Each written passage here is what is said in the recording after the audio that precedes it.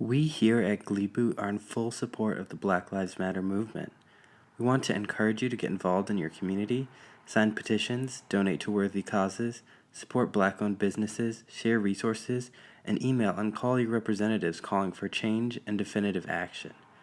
Also, this Pride Month, remember to support Black trans lives and fight for fair treatment of the LGBTIQA+ community, especially in healthcare. Thank you, and back to the show. Last week on Gleeboot, Gwyneth Paltrow showed up and was awesome, and Human Nightmare Will Schuester said the line, "Baby likes his soup." And that's what you missed on Gleeboot. I am re-triggered. That was really only last week? Right? That was last week. Like years ago. Gleeboot. Wow. Oh, yeah. I don't like baby talk. Nope. Welcome to Gleeboot, the podcast where we get drunk and talk about rewriting Glee. I'm Cullen. Alyssa. I'm Hannah. And we have a special guest, the #1 fan of the podcast, and my sister, Caitlin. Whoop, whoop. Hi, everyone. Caitlin's been our biggest fan since day one, so she supports me in my endeavors. I try to be a very supportive older sibling. Was it you that asked if I was a Slytherin? Yes. Ooh, interesting. Congratulations, you are correct. Yes, I know. I'm very intuitive, probably because I'm an English teacher, but I was like, I'm getting a Slytherin vibe. Yeah, I mean, I don't try to, hide it or anything. Maybe y'all have noticed. Okay, so I was listening to the Bad Reputation episode, and I don't know how to work this into conversation, so I'm just gonna ask it now. Cullen told a story on that episode in which you, Caitlin, had an allergic reaction to Axe body spray. Can you walk us through that anecdote, please? I need to know. Funny about this is I feel like it's a more iconic memory for Cullen more than me, but I was a senior, it was a spring of my senior year of high school, and we were at a square dance. And in this dance, you had to grab elbows with the person or guy across from you, whoever was the opposite person's partner. Which grabbing elbows now, I'm that's so edgy. We can't touch people. But I remember my friend's boyfriend was across from me, and after the dance, I had an allergic reaction on my forearm. And that's a place where I tend to get random allergic reactions to whatever's in the air. And I remember my mom was like, it must have been his Axe body spray, because I was like, yeah, he definitely smelled like Axe. And also I've my friend married this guy, he's fine, but we've never really gotten along. So I was like, apparently I'm just allergic to him. Oh my god. That's amazing. Wow. All right, that was our first follow-up segment of the whole show. This is amazing. Because fact checking. In another previous episode, Cullen wanted me to remember that I had once lived in the shadow of Hannah Montana for season 2, episode 2, which was the Britney episode, and that was never followed up on. So yeah, I'm glad that we got to actually address this bit. Yes, good. Now we know the truth. Let's talk about what we're drinking, because I'm excited tonight. Oh, okay. Okay. Well, you should go first. You were very excited. No, I want to rack up the suspense. Everyone else go first. Okay. I'll go. I'm drinking Chianti, which is a red wine. It's very delicious. Yeah. So I have a couple things. I have my Highball Energy grapefruit flavored, which is something that I drink after my ADHD medication is wearing off to help me ease off of it. And it's basically like a LaCroix, but it has caffeine in it. So it's got caffeine from green tea. And I also have Blue Moon Mango Wheat, which was a beer I bought like when I went on my first grocery trip early on in quarantine, and I'm like slowly drinking all of them. Now Gotta parcel that out. Now you have a platform that encourages drinking. What? We encourage drinking here. Now you have a platform. Drinking. So now okay. I was so confused. Ooh, it's that LaCroix hitting you pretty hard. I have a mix of pomegranate juice and triple sec, which I'm calling a fall wedding in honor of today's episode. Cute. Because it has a very nice ombre. Ombre? Like right? It's like reddish brownish mix. Oh, the color. At first I thought you were talking about like the color palette, and I was like, that's not how that word works. And I am very excited because I am trying this classic drink combination for the first time in my life. A pickleback. What is that? But okay. I know what it is, but I'm confused how that's working. I have 2 shots here. One of Jameson and one of pickle juice. Oh. You drink the Jameson first and then you drink the pickle juice. I also brought more Jameson and pickle juice to fill up after I drink this. Okay, that was my question, because I was like, wait, but how are you just like casually doing picklebacks? I have 2 shot glasses. Okay. I brought pickle juice with me. I have a giant jar of pickles in my refrigerator because I love pickles. They're delicious. But only dill. I hate sweet pickles. Anyway. I thought I pictured you with like the bottle of Jameson and the bottle of, or the, what is it, a can of pickles, jar of pickles, and just like one right after the other. That's what I was picturing. Honestly, I do have the bottle of Jameson in front of me. Right next to it, I have like a little thing of pickle juice to fill up my shot glass. So you're not that far off. The only thing that's missing is the pickles. I was going to say sour pickles versus sweet pickles is not something I really thought about until I have been dating Maddie, because she has opinions on it. And I was like, I didn't realize that this was a thing. But based on what you're saying, it's totally a thing. Yes, it's a thing. It's definitely a thing. I don't like pickles that much. You've tried dill, right? Yeah. Okay. I don't think I've never ever had a tried sweet pickle, though. Like, what would those be? Baby gherkin? I like sweet pickles. Cullen, have you ever told them the story of the pickle sandwich you made? Oh my god. Oh, one time, like, I don't know Cullen's where mom was. Okay, mom was at the store with me and my friend, who's the friend from earlier in the story. We were buying rotisserie chicken. And I was hungry, and so I found what we had in the house, and I was trying to be weird, so I had pickles and jelly on a sandwich. I want to say weird. Because I was a, like, 8-year-old boy. Like, that's just what I was. I also want to say that it was like the last piece of bread from a generic white Pepperidge Farm loaf. Like, you know, like the sandwich Pepperidge Farm bread, and it was like the last one, so it was like partially stale maybe, and you were like, this is all that we have. Clearly we were coming home with food, but I was starving. I needed to eat my pickle jelly sandwich. Wow. Do you remember the taste of it? Yeah, not good. Did you end up eating the whole thing? Yes. Wow, that's dedication. what's funny about it. You're such a weird child. I just remember the bread absorbing the pickle juice, and that wasn't good. That's what you remember not being good. But of course, everyone knows wet bread is disgusting. So yeah, so let's get into Furt. Let's do this. So this is the big Glee wedding episode. It starts off because they decided that the school was the best place to do this.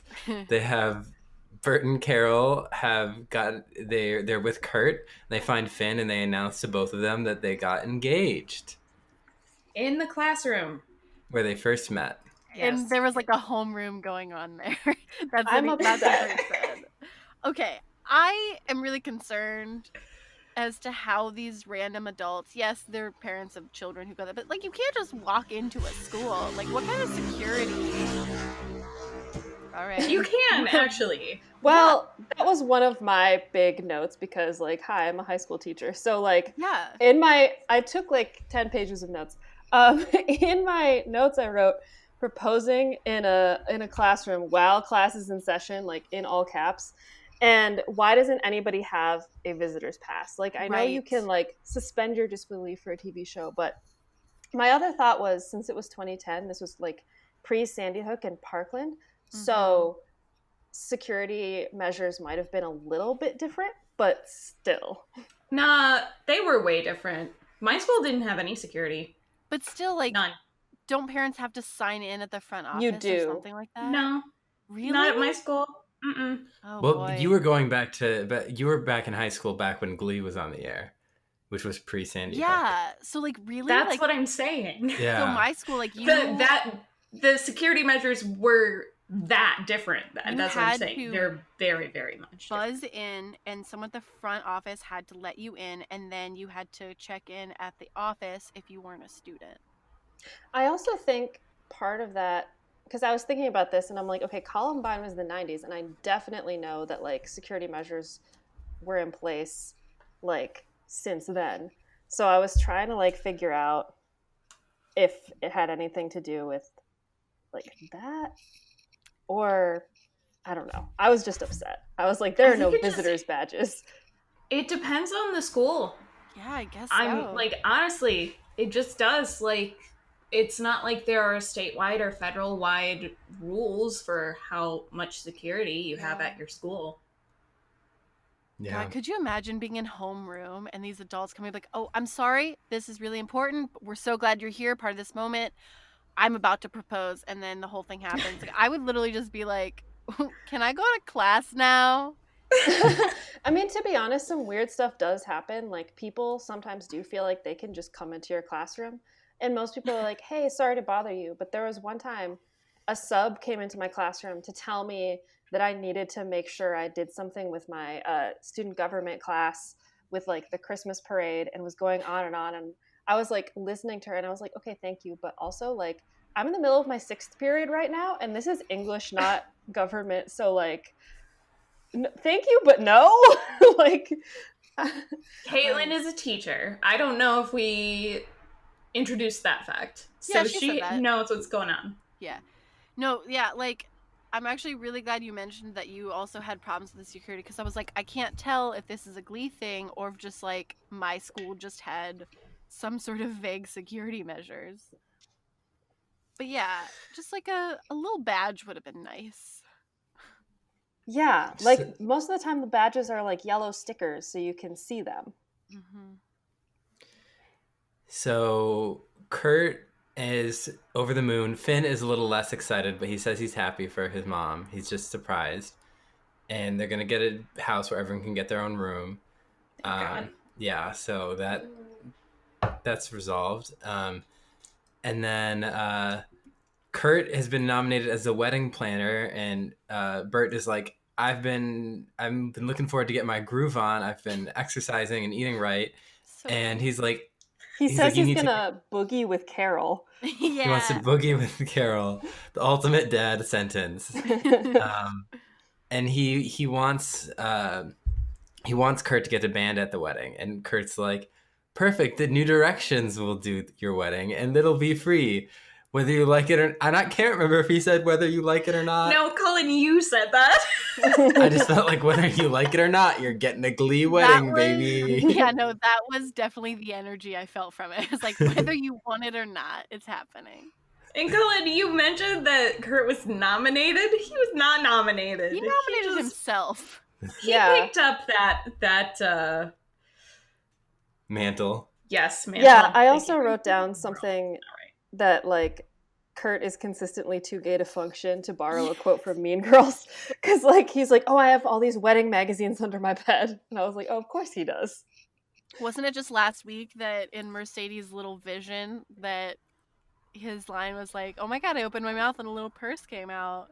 Like, yeah, like that's they're definitely carrying that energy of too gay to function. Although he seems to function pretty well, and I'm pretty proud of that. Mm-hmm. I mean, the wedding that he planned turned out fairly well. Yeah, it was Also- a pretty beautiful looking wedding. I have questions about the timeline of this wedding. Same. All right, we're gonna table that big discussion. Yeah, it's wedding timelines. So the wedding's happening, and we cut to the locker rooms where Finn is with Sam, and Sam basically says, like, I'm starting to feel better and I'm gunning for your position as quarterback. And So, Finn's like, real quick, you can, yeah. I don't remember. So like when I was watching that, I was like, wait, why is Sam not quarterback anymore? And then I remembered that he had gotten like sacked really hard in a game and like broke his shoulder, right? Is that what happened? Yeah, due to the power of grilled cheeses.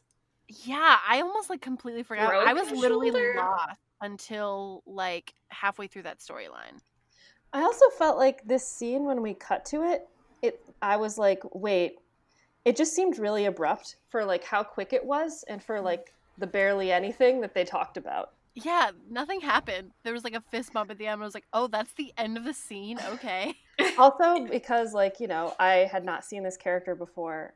When I saw him from behind, I was like, why does this look like Kate McKinnon dressed as Justin Bieber? Because it was. Yeah, it was definitely, this is definitely an interesting introduction to Sam. And there was a very tension-filled fist bump because they're like friends, but they're also, Sam wants to replace Finn as top dog. Rivalry. Yeah. Was that what that was? I was don't like even a- remember didn't- what he said because I kind of just like zoned out, and then I was like, oh, they're fist bumping. They're friends.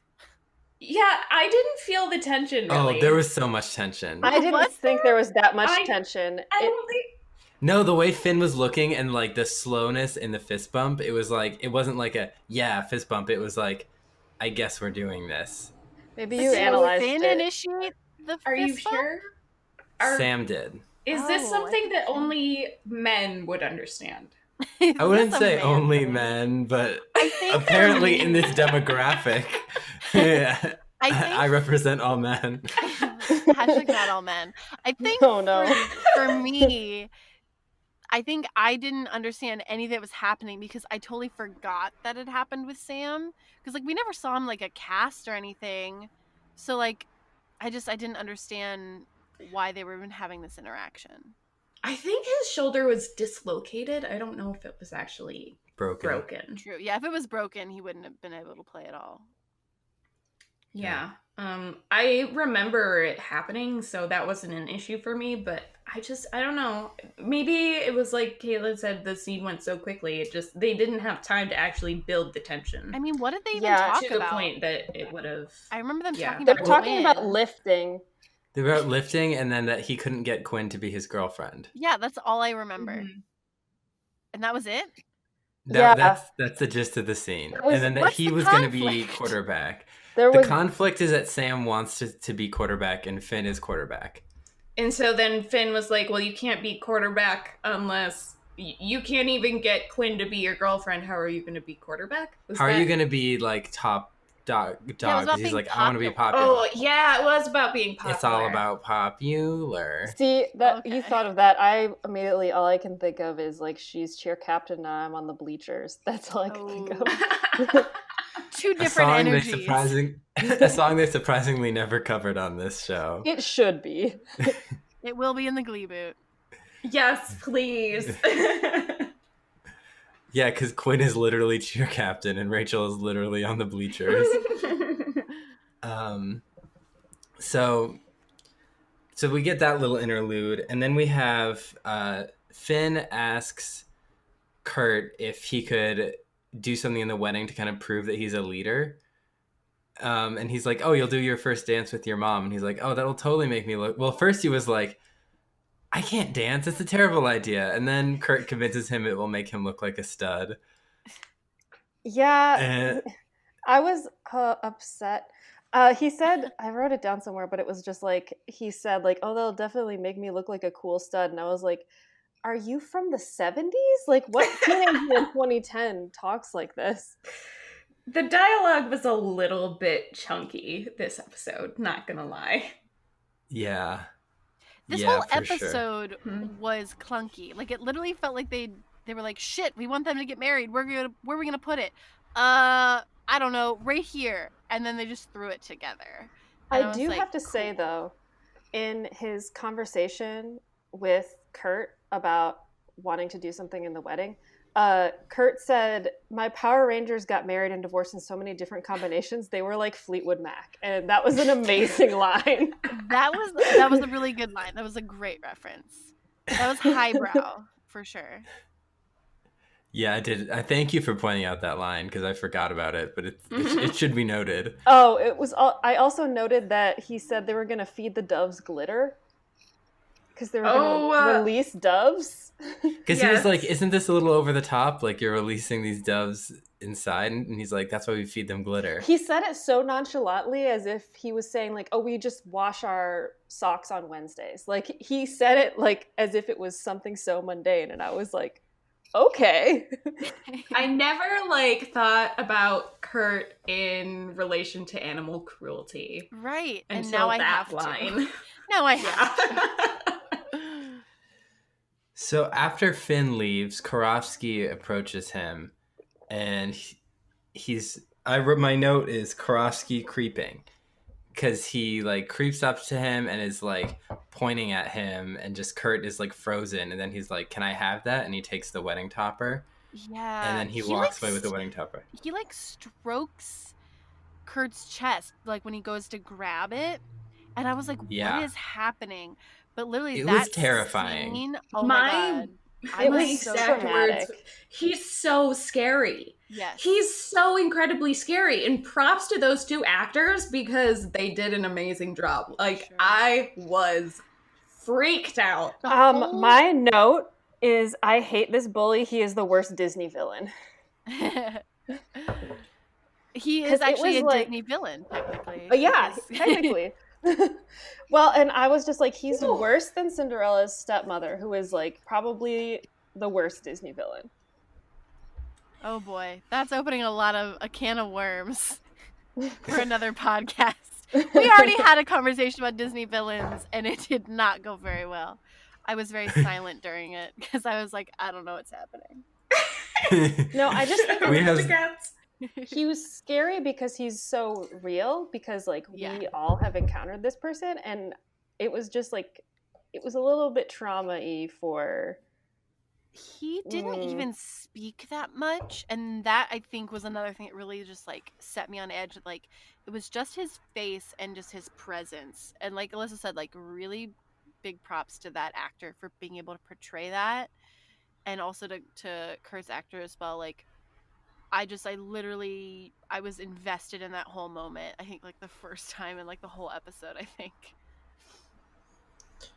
Yeah. I want you all to know that picklebacks are really good. Good. Nice. Thank you. I mean, He steps I'm on a her fan of stool and anything off. with whiskey. Yeah. I like whiskey. I also agree Karofsky is a scary Disney villain, and he has similar energy to Lady Tremaine in Cinderella. 'Cause I knew it's you just would like a agree with me. realistic, scary person. Yeah, so after this, so he walks away, and as usual, Will appears after the bully is gone. Oh, okay. I have a lot of things that upset me about him in this scene. And he's like, "Oh, I'll take you to the principal's office." I wrote, never touch a bullied child or touch a child at all, because he immediately Right. touches Kurt's shoulder and is like, are you okay? And Yeah. anytime I've dealt with a situation where a child is upset or bullied, I never touch the kid. Usually one of their friends will appear and comfort them. Because like the amount of times I've dealt with crying girls is a lot. And you don't touch them. You just don't. And the fact that he immediately does, I was like, I don't understand why this is happening. Because they don't know anything about high school and real teenagers. Right. Or teaching. Yeah, and No, Shu, it doesn't exist. Shu's just He- bad. He just also exudes the creepy shoulder touch energy of like a lot of Yeah. guys like that, just in general, even outside of school. Like the type of guys that are like, oh, I'm going to touch your shoulder or your back because you are existing and I feel like I have a right to invade your personal space. And I'm just like, no, you don't. Yeah, so he takes Kurt to the principal's office Which with is his creepy crazy shoulder because touch. that's the first time he ever thought, like, he definitely, like, this goes into a point that happens later, but he definitely saw Karofsky push him into a locker before in episodes previous, and then now he's all of a sudden taking him to the principal's office. Like, it just doesn't add up. Yeah. My other question is why don't they have a dean or a school social worker or a school psychologist? I wrote this note several times. Oh, They just yeah. have Emma, Yeah, and who wasn't Emma, here. Yeah, Emma hasn't been here in a couple episodes. And isn't she the guidance counselor who's technically like your academic counselor? I think Yeah. she does maybe a little bit. She of wears many psychology hats. stuff, but Because she has her notes like, I have feelings for my stepdad, or her, what's it called? Not the pamphlets, Notes, pamphlets. which did Yeah. not make an appearance, and I'm bummed. I'm bummed every time they don't make an appearance.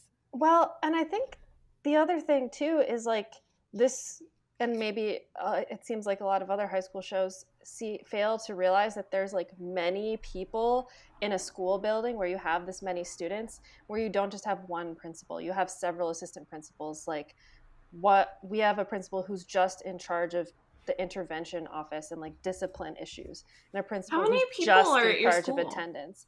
Like How many kids? like 2,000.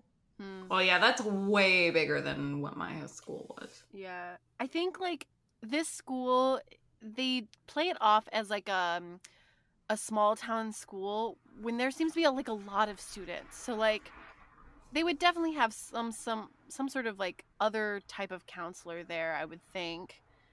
But also like Figgins isn't there anymore, so it's like just Sue, and like we only have so many adults.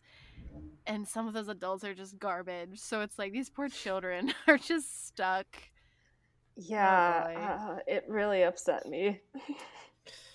Yeah, so Sue says that she can't do anything about it because he didn't touch him physically. But he just he terrified did. him. He did, but she's like, he just terrified you. We can't expel every student that scares you. Yeah, but what I don't understand is like he has shoved him into lockers before. That doesn't count now because So it Yeah. wasn't I think right she was then. Also- saying was that like she's like, well, if we say like if you quote unquote accuse him of pushing you into lockers, he's gonna deny that it ever happened unless we have people to come forward and who say they witnessed it.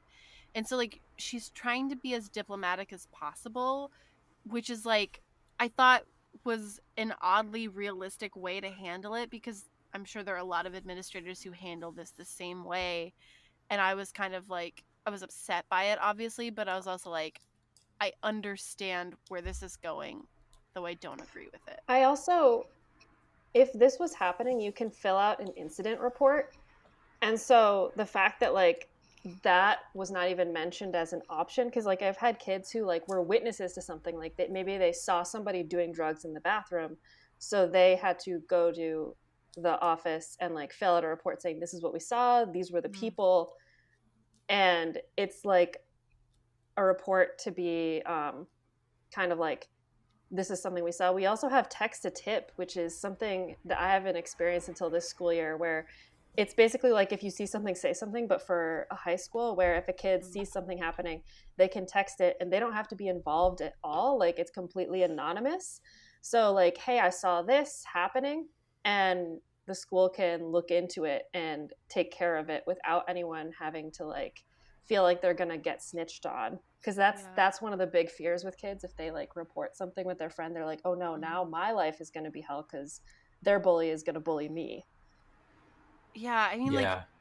that's like that system, like any sort of part of that, I feel like would make sense in this school. Like any sort of like, if you see something, say something, or like Kurt could probably have made an official report at some point, but like then there's also like that level of fear that he had, and he was just like trying to brush it off, and also that like Blaine encouraged him to confront Karofsky, and so like there's like a lot of missed opportunities for making it feel safer for Kurt, which is unfortunate, but it definitely does a lot for the drama and the dynamic. So it's Yeah. yeah. I wrote down that like he's clearly describing actual trauma and no one's really doing anything for him. And something else I was thinking about is that like in 2010 and around that time there was so much anti-bullying stuff. And like because I was still in college at this point, but once I started teaching, like we had to give a lesson every year on anti-bullying and like what to do if you see somebody getting bullied. And I used to work at an art school in Detroit that was had a large LGBTQ plus population because a lot of kids were getting bullied in their regular school. And that was like 2014-ish. So it was like a very real thing that was happening at the time. And I think sometimes I had to like remember that like not everything is as accepting as it is now. Like obviously everything isn't 100% accepting, but it's better than it used to be. Yeah. So Sue basically says that there's nothing she can do until he lays a finger on him. And then she keeps calling him lady. And Kurt's like, when you call me lady, that's bullying. And so she's like, you may choose between the next 3 nicknames. Gelfling, Porcelain, and Tickle Me Doughface. He picks Porcelain. Might I point out that he actually kind of does have features similar to a Gelfling. I did think that too, because I was like, Dark Crystal shout out. Yes. Yeah. I also was glad that he said something, because I was like, why is she calling him lady? This is bothering me. And when he said something, I was like, thank you for at least standing up to this bully, Kurt. Yeah, and like this whole, I mean, even in Sue's storyline, there's a lot of themes about bullying. And I think like I think this happens before, or at least in sort of tandem with other stuff that's going on with Sue that may sort of influence her story, which I think is really interesting. Right. Like him pointing out like, you're bullying me technically, and I don't know how I feel about the fact that he gets to pick his nickname that is still kind of like, it's kind of offensive, but I guess like if he was given the choice, like Porcelain I guess is like, it's not the worst. It's like, it means you have like really nice skin and you're really good looking. Like, yeah, but at the same time, they really like to emasculate Kurt as if like him being gay means he is no longer masculine. Isn't that what it means? Question mark? Yeah. Yeah, Glee loves to do that. And yeah, especially with Kurt. He bears the brunt of it because he's treated as like the capital G gay, like that, like he represents the teen gay experience. But also, part of me is like, yeah, go ahead. Oh, I was just gonna say that like, even if he likes things that are like big air quotes traditionally feminine, that doesn't make him less masculine or like. It's, I don't know, it's 2020 and gender is a construct. I'm just like, why do they have to like put him in this box? Yeah, I don't know, like it doesn't, I don't know, like I guess in like second season, like they're still sort of trying to account for current stereotypes that exist and try to break those, but they're also sort of assuming ones that exist for the sake of, I don't know, to fit in with what's going on. I don't know. It's very confusing to watch it with like a 2020 lens and be like, I don't understand why this is happening. Yeah. So the next scene is Rachel has gathered the Glee girls. Not all of them, just the Glee girls with boyfriends, because that is the sticking point. And boyfriends on the football team. Lucky enough to have boyfriends on said football team, I'm pretty sure is how she phrases it. Yep, you are correct. She's like, we're all lucky enough to have boyfriends at the football team. Kurt is barely fighting me for solos. He's losing weight. We need to help him. And Quinn, and we need to have our boyfriends threaten Karofsky, basically. And Quinn is like, I'm pretty sure you just sent the feminist movement back 50 years. I was like, I think she said that to Ryan Murphy, and then they just cut and spliced it. Oh, really? No. Wrote, like... I'm just making that up. I just wrote like, Quinn, I want you to girl. say this line, Rachel, or to Leah Michelle, and then this is like Diane Agron being like, I'm pretty sure this is setting the feminist movement back. He's like, perfect, we're gonna keep that too, and she's like being genuine. I just love that she said that, because I was like, this is weird, and it made me think of the episode of Suburgatory when Tessa is dating a football player, and then she finds out that like all the football girlfriends have like a like sweatshop where they're making posters and like t-shirts to support their boyfriends, and it's like also kind of a cult. They're like, no, you're a football boyfriend, or a football girlfriend, you have to do this. And that's 100% what I thought of. Deep cut. I love it. There was actually a deep cut like a really long time ago in the episode, but it was like a Lost reference. It was a reference to the show Lost, and I died. So anyone out there who watched it had that Lost reference. It was very deep, very old. Oh yeah, because they talked about staying at the hotel where all the guest stars at Lost stay. Yes. Yes. Okay. Which means that it's probably a very okay hotel. Yeah. And so Rachel wants them all to kind of, she's like, not necessarily fight, but to kind of like warn Karofsky to lay off Kurt. And then Santana is like, we're having a Glee girls meeting. Why wasn't I invited? And Rachel's like, Glee girlfriends or Glee girls with boyfriends. And she's like, I'm dating Puckerman. And they're like, you're not dating him. You're getting naked with him. And she's like, you are so on my list, dwarf. Which is a building story and animosity between Santana and Rachel that we will look into. That whole little scene is really just like Rachel being like, let's do this. And the girls being like, I don't know. I don't think like we should have everyone get involved. Like that's what I got from it. I don't know if there was actually a turn, because the last thing I remember was Brittany being like, turning to Tina and being like, when you guys are like, hey, making out, does he just lay there? And I died. Yeah, I also was. Can we talk about Rachel's outfit? Sure. What is she wearing? Her tan Zooey Deschanel outfit, like Zooey Tan Chanel, like it, because it was just like, maybe because it was like that time period, but it was like a tan skirt and a tan stripe and black striped sweater, and I want to say like her hair accessory was maybe also tan, and I was like, why are we in tan today? Rachel always dresses like, was it the very specific fetish of a Japanese businessman, as Santana described? She said that. Yeah, in one episode, I think in the Britney Spears episode, the very dark fetish. I also think like her bangs are given like a 2010 Zoe vibe, so that's probably where I'm feeling that. Yeah. There's also a great line where Tina's like to Brittany, like, so you and Artie are officially dating? And Brittany's like, deal with it. It's just like, it's so stupid. Like Tina's so like not even invested, but she also kind of is. I don't know how to read it. Like, I don't get it.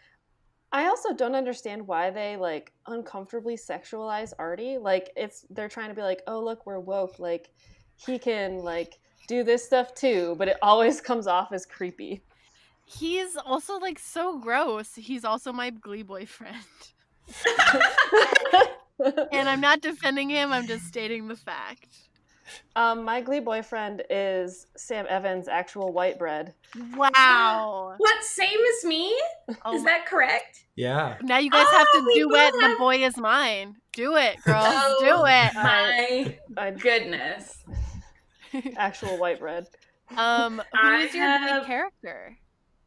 Finn. Oh, interesting. Because Cullen, isn't yours also Finn? I don't think No? I've ever taken the quiz. I was given Blaine when we assigned everyone Glee Cullen and characters. I. Oh, okay. Well, actually, all three of us probably need to take the Glee character quiz. Yeah, we should actually take it. Because we're just like, no, we're this person, and that's not fair. I would be happy with Finn, though. That one of the questions was, Shu starts rapping Hotline Bling in the Oh. Glee room. What do you do? And my answer was leave. The smartest that's answer, accurate. just get out of there. For your own safety, honestly. I was just like, don't even have to think about it. Just it was. I think I was either gonna pick leave or quit the Glee Club, but I was like, I'm just gonna leave. Yeah, this is just an off day. Yeah, so where were we in this episode? She was talking about the football boyfriends. Yeah, Yes. and so then she talks to Finn, and Finn's like, Karofsky is like the right guard, and if he's mad at me, I'm going to get sacked and I'm going to lose, and Sam's going to be quarterback. And Rachel's like, do you care about being quarterback more than the boy that's going to be your stepbrother? And he's like, no, I'll just do better if I'm on top. And she's like, I've never been more disappointed in you. And I was kind of like, same, Rachel. I am really disappointed in Finn. Because it seemed like he, a lot of this episode was just kind of like, he was saying what he felt like, but wasn't really feeling it. And so I was like, why does he care about the highs and lows of high school football so much? I don't understand why he feels like he needs to be popular, because like he hasn't been popular for a while. Yeah. So, like, I thought he got, no one's had a slushy facial since like the season premiere. I don't know why. I don't get it. I don't get this whole need to be popular, because like it just like randomly will show up. Like I get it on like a level of like being in high school, sure, but like in this show it sort of operates as just like, oh yeah, that's our theme for this week. Everyone wants to be popular, and also bullying happens. Well, I mean, honestly, I didn't quite understand why popularity was the larger of the two issues here, because I think I would have gotten it. Like, I was like, oh yeah, if you don't want to get sacked every week, like that's, yeah. I mean, it's still kind of not a great excuse, but that's your physical safety, you know, like that's an easier thing to defend than wanting to be popular. Exactly. I think it's less, especially because Finn at this point doesn't know that Kurt has been like life threatened. So like I can understand him being like, yeah, like he's like one of the supporting people on my team, and so like if he decides he doesn't want to do his job, then I could be like fucked up during a game. Like I could understand that. But yeah, like the popularity thing makes it seem really vapid. Yeah, which possibly is something they did on purpose, but honestly, like, who wants vapid when you can have deep? Right. Well, I also think something that I would like to point out is like this whole like, oh, football players are vapid type narrative that's like so prevalent in media, because it's something that I've had to reframe for myself with my students. And the football players at my school, somebody must have talked to them about like how to handle your emotions, because the one time we were talking about Macbeth in class and how he kills people instead of like processing his anger, and one of the football players was like, miss, that's why you can't like push your emotions down. You got to find somebody to talk to and like have that person be your go-to anytime you're feeling some type of way, so you can basically talk it out with them and figure out what you're going to do, so you're not shoving your emotions down or acting out. And I was just like, oh my gosh, babies. Because like, so good. Well, because kids are way smarter than anyone assumes they are. Yeah, for sure. Oh yeah, for sure. Definitely humanity's better than Glee assumes it is. Yeah. Well, I don't know about that. I guess If we're talking about humanity as a whole. It depends on the topic. Yeah. But I mean, I get what Caitlin's saying, because like athletes are made out to be in a lot of media to be hyper Shallow. aggressive and super aggressive, shallow, don't know how to deal with emotions. I have never met an athlete who was like that, although I'm sure they exist. But if you think about how, like, in my school back in high school, like, athletes had to work super hard, they had to get good grades, and it was just, and they were all they had everything down, you know? Yeah, because you can get a grade cut if you don't have the grades. Yeah. Yep. Yeah, and it's hard. Like, I am not an athlete. I kind of hate sports, but I respect people who play them and, you know, like, are very dedicated, because it does take dedication. Okay, so this scene, it doesn't really end on definitively the women being like, yeah, we're gonna approach our boyfriends. It just transitions, right? Yeah, it just transitions, because then the boyfriends do approach Karofsky. Mike and Artie do. Honestly, like, Artie's stepping up. Like, he was the first person to talk to Karofsky, and then Mike Chang, and I was like, these are two of the last people I would expect to be the first ones up there, and I was actually really shocked. Like, I was like, wow, okay.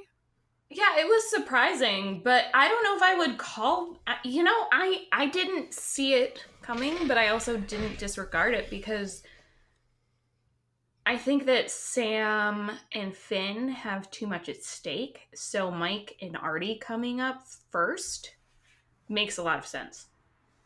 So they did also mention, like, in the boyfriends meeting, was that Puck can't get involved, because if he does, he'll go back to juvie. And that was something I was actually really surprised at in the scene, is that he didn't get involved. Like, he stayed back. Yeah. Surprising. Because Karofsky pushes Mike, and Mike falls into Artie, and they fall over. And then so that's when Sam goes in, and Sam gets a black eye fighting Karofsky, and Coach Beast comes in and breaks it up. Yeah. Yeah, and that was because when this fight was starting, I was like, where are the adults? Yeah. So when the coach came in, I was like, okay, finally, there's an adult. But I kind of was thinking, like, I know there's a lot of times where kids are like, okay, I'm going to, like, take this issue on by myself. But most of the time, if there's, like, something going on like this, they find an adult that they can talk to before they would go and handle it on their own, which I guess doesn't make as good TV. Yeah. And then, so Sam gets a black eye, and the boys are getting, like, iced in the choir room. Like, Quinn is icing Sam, and they're all like, where were you, Finn? And he's like, I was on the field, otherwise I would have been there. Everyone gets like, sure. on his ass, like, 4 times. And I'm like, I hate to be like this, but, like, honestly valid. Like, Finn, where were you? Okay. But if he was on the field, how is he supposed to know that any of this is going down? But why put him on the field? Like, why not just put him in the locker room and have him make the choice not to be involved? Or be is not up to Finn. That's up to the writers. Yeah, like, that would be a stronger dramatic choice. Like, because it would have been better if he, like, walked in after it was over. Like, that would have been interesting. Like, he'd be like, what did I miss? See, the thing is, if he walked in after it was over, they would have been like, bro, you missed a fight, because that's how kids usually are. Also, like, why was there no incident report and they didn't go to the school nurse? I'm going to assume that they did that off screen. A lot of things important things happen off screen. It's awful. Honestly, I'm going to make myself feel better. I'm going to say it happened off screen. Yeah. I definitely, so I wanted Finn to be in the locker room at the end of this fight so badly that I created a false memory of it. That didn't happen. No. Okay, cool. Good to know. Also, I don't understand why did somebody call someone a manimal? Because I have manimal ? In my notes. Yes, Artie. So someone was in the choir room. They were like, Krosky's an animal. And then Artie goes, a manimal. And I was like, good run. And you're like, that's my Glee boyfriend. I'm so proud of him. It's Can also, I just point out, yeah. on like a very human level here, the reason why you never want to be the White Knight is because exactly of what happened to Finn, all right? So he's usually the one that's always up first to the plate. So now everyone's giving him grief because he's not there. But if he just had a super terrible reputation like Puck and didn't do anything, guess what happens? Nobody cares. But also, Finn or Kurt is basically his stepbrother at this point. And Yeah, like, but if it was Puck being Kurt's stepbrother, you still wouldn't care because Puck is a terrible person. I do also feel like the way Finn is written is very passive, and all the other characters are telling him to feel things.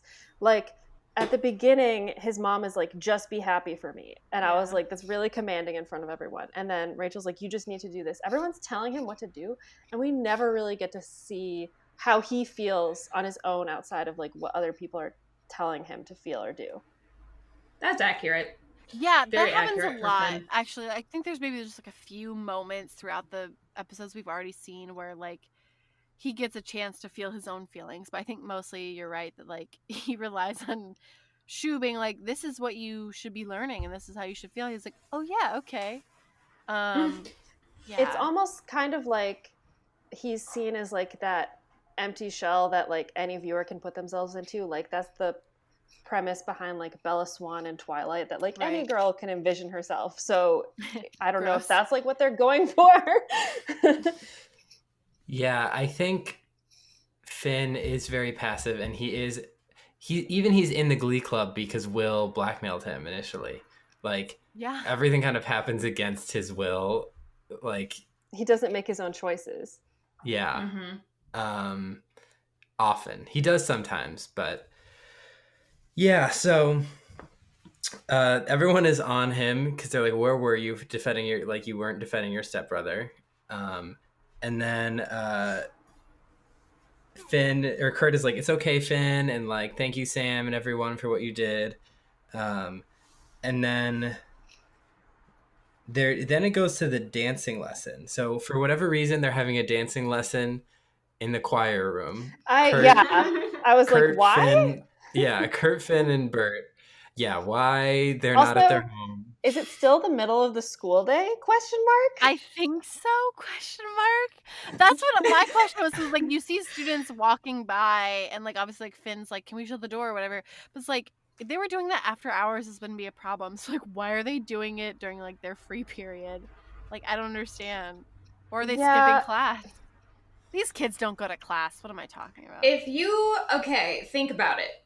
Kurt is planning the wedding. He has expensive taste. You're going to want to cut costs on literally everything in order to get the wedding that he plans. So if you're going to show up at the school for a dance lesson with your son and the piano guy. Also, they have a dance studio. They have a dance studio. Yeah, they do. I don't think we see the dance studio that much anymore. You don't want to pay for it. That's a first season a commodity that they had. Yeah, that only happened once? Twice? Maybe twice. Yeah. So once when Rachel was practicing when she was doing cabaret, and then the second time it was Total Eclipse of the Heart with the erotic Jessie St. James dancing. I will never forget. Yes. Hashtag never forget. I'm sorry, that was awful. But yeah, no. So like, my favorite part of this was when Kurt's like, okay, like, what song are you guys dancing to? And Bert's like, something like Stairway, and Kurt's face is like horrified. Also, I was like, why am I Kurt's dad? Because I would be like, yeah, that's a great song choice. I was like, yeah, that's okay. And then I was like, Kurt was like, oh no, Kurt's right. Yeah, that's bad. And I'm like, wait, is it? I was both characters in that scene. I don't know. I've never heard Stairway. Stairway to Heaven by Led Zeppelin? Oh, well, you got to set aside time for it. It's a long one. It's a long song. I've probably heard it and just don't. Exactly. That's I can't the thing. recall it. My mom said that like she remembers like at her 8th grade dance or whatever, when they played that song, if you were dancing to that song with a boy, it was like, oh my gosh, we're basically married now because this song is so long. Yeah, accurate. That's hilarious. It's also like very middle schooler. I also would like to say, what is Kurt's sweater hoodie vest thing? Great question. With his asymmetrical No answer. zipper. Like it was many things. It was many things in one item of clothing, and I forgot what 2010 was like. So this is it. So like Kurt in season 1 and then early season. Well, I guess no, season 2 he's been okay, but season 1 Kurt was bananas fashion. I can't. Literally bananas. Do you remember that one day he wore all yellow? Yeah, and he wore like the rain boots. Yeah. Wow. Literally bananas. My notes on Kurt's outfit for this episode was they were all good, except I was confused by that sweater, vest, hoodie, whatever. Yeah. Yeah, so he's teaching them to dance. Finn doesn't want to dance with the door open, and then Karofsky makes like a hand gesture at them. Oh my gosh. What even was it? Was like a bend of the hand. Sort of like It a made me was like a bend and Have you snap hand gesture. Have you seen the SpongeBob meme? That's like with that Which hand one? gesture. It's Oh, one where he's making that hand gesture, and it's one that people will be like, "Are they?" And then they post that to be like, "Are they gay?" But like in a joking way.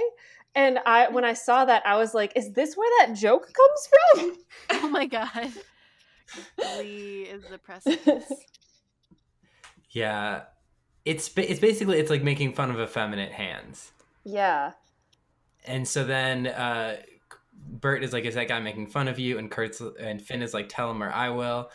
And Kurt's like, "Yeah, he's been bothering me and then bullying me.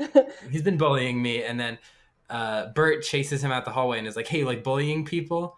And Kurt and Finn are like, "Stop, calm down." And then after the altercation, they like separate, and Bert is like, "Finn, where were you for all this? Like, where the hell have you been?" Well, I found that really interesting because Finn was the one to like encourage Kurt to tell his dad about this. Yeah. You know? Like he's like, "Tell him or I will." Like, I don't know. I thought Bert's attacks maybe not, accusation to Finn was a little bit harsh. Because everyone's accusing Finn in this episode. Yeah. I have like two sides to this. There's like the side where I get that like teenagers need to like not take care of each other, but like you need to look after each other. Like everyone needs to do that, and like everyone needs to tackle bullying and needs to do something about it. And they were trying to encourage like doing something, but also this idea that because that like bullying is somehow Finn's responsibility. That it's not the adults who are supposed to take care of it, it's the other teenagers. And if you're big and masculine, that means you need to like fight them. And there's this that also ties into like when people kind of imply that, oh, when a school shooting happens, it just means kids should be nicer. Like people will say that like kids just need to be nicer, and that school shootings don't happen because it's like blaming a school shooting on the school populace that they weren't nice enough. Yeah, it also kind of sounds like the "what were you wearing" to like sexual assault victims. Yeah. I also think so. Before Kurt's dad like started physically attacking the bully, I wrote that he's the only adult to have reacted appropriately, because he seems to be like actually angry, whereas whenever Will is involved, he's acting like somebody spilled juice. As more of like, I need to clean this up, but not really actually empathizing. And Kurt's dad is like, okay, this is bad, but when he blames Finn for it, I was like, I wrote a note like, maybe don't attack the bully or blame Finn. Yeah, well, like, here's the thing, because Finn's the only person who actually, or the only child, I suppose, who does the correct, like, kind of goes in the correct way, and it's like, you need to tell an adult, you should tell your dad about this, and ends up facilitating this conversation, and then it, like, bites him in the ass, and I was like, oh no. Yeah, Finn because then actually did a good thing. If we're trying to like send a message to the children, he gets punished for doing a good thing. Yeah. It was just not great. I was like, okay, this is good for Finn when he told Kurt to tell his dad. And then it spiraled. And I was like, no! And we still don't have a dean or a school social worker. Yes. Correct. And the big kicker here, something that Finn didn't know, is that Kurt said that Karofsky threatened to kill him. Mm-hmm. Yeah, which I was like, yikes, why has that not been dealt with? So that leads to... Well, I mean, Kurt hadn't told anyone. Yeah. And So that kind of goes into like Kurt being so terrified, but like not only is he as a character very terrified, but also the show is terrified for him and forcing him to keep it quiet, that like he could have told his dad and been like, this is what's going on, I need help, or he could have told Finn if they were that comfortable, but like it's putting a lot of pressure on the children to be like, to be comfortable, I guess, with saying these things, but it's not accounting for the fact that like there's no proper intervention regardless of that threat. So it's like it's really also, lopsided. Kurt has experienced actual trauma. So like he's behaving in a way that like somebody who has been traumatized would behave. Yeah. So if he is afraid to say something, like I feel like that's natural because he's so afraid that something will happen to him or there'll be repercussions. So the adults are really the ones who are not stepping up and making sure that this is a safe environment for kids to be able to report things. Yeah, and unfortunately I think like Bert being like, where were you in all of this, is sort of like obviously directed at Finn, probably because there are no adults around. Like there are no teachers in the hallways. Like, yeah, no one's doing. You should have gone to Shu. Yeah, so where were you in all this? Shu is like Shu the is key very teacher, absent. and like he could have been like gone right to his office or his classroom and like, where have you been? Like why haven't you talked to me? Like that's where the blame should go, is on like the adults that are there who are supposed to guide and protect. Oh yeah, children. Because Shu has seen this happen, and like sure he didn't know that Karofsky like threatened Kurt's life, but he definitely has seen the shoving against the lockers. So I could see like a tiff going on between Bert and Shu, where Bert's like, you knew this was happening. Technically. Oh, keep going. Well, just confronting him about the fact that nobody, like, you knew, if you knew this was happening, why didn't you do anything? Will could be fired for that because as a teacher, he's a mandated reporter. Yeah. Yeah. So in a couple episodes ago, I have notes on this. I'm kind of reading through them because I distinctly remember Shu going to Emma and describing how Kurt's acting out, and like they're the same quote unquote symptoms that later on in this episode, Karofsky's father says like, you're acting out and stuff like this. Like Shu in that episode definitely like blames Kurt for reacting the way he does to his bullying situation. And like, that's just like the way Shu has been handling it. And now that's sort of coming up with like, clearly it was all Kurt's responsibility to step up and say something to the adults rather than have the adults actually do what they're supposed to do. So it's like this whole loop of like not actually doing what was supposed to happen. And I don't even know if it was for the sake of drama or just like neglect.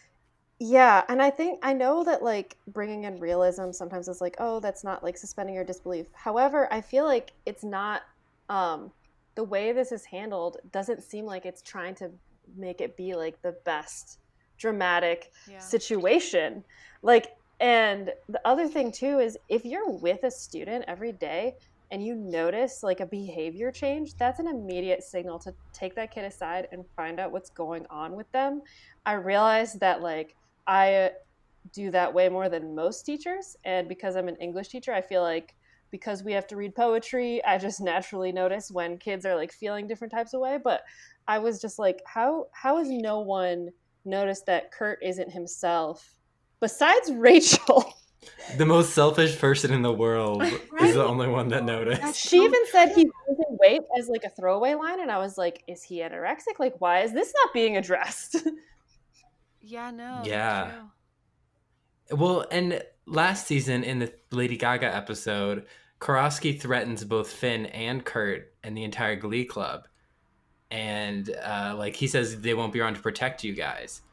And then Will shows up after the fact and slow claps. So What? Will just always shows up after the bullies leave. Yeah. He's like the worst deadbeat dad. Yeah. So the next scene is like the wedding. They're like, Finn is having trouble tying his tie. Santana comes and helps him tie the tie and is like, you know that you're losing it. Sam is the new Glee favorite. You might lose your spot as quarterback. And it's Rachel who's dragging you down. And it would definitely make you cooler if you let people know that we had slept together. And he's like, I can't do that because Rachel confided that she never slept with Jesse. And she's like, great, now we can save it for each other. And he just was like, yeah. And lied. And she's like, well, why do you care about hurting her feelings? And he's like, because she's my girlfriend and I love her. And she's like, she's dragging you down to Loserville. And then Rachel shows up and is like, what are you guys talking about? And they're like, nothing.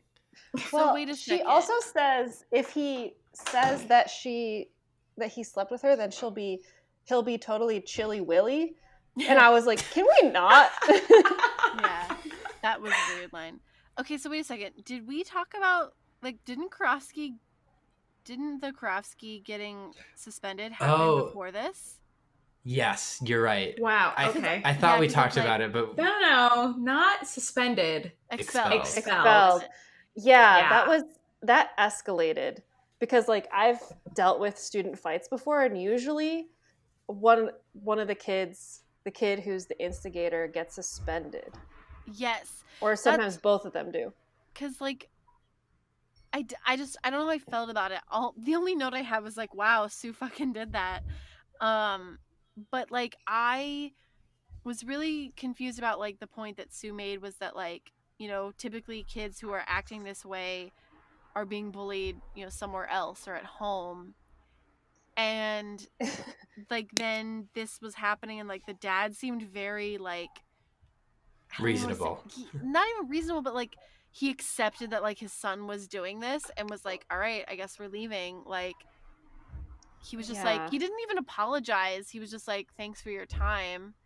And then But left isn't after the that. whole thing is that the bully is being a bully because he's closeted? Yes.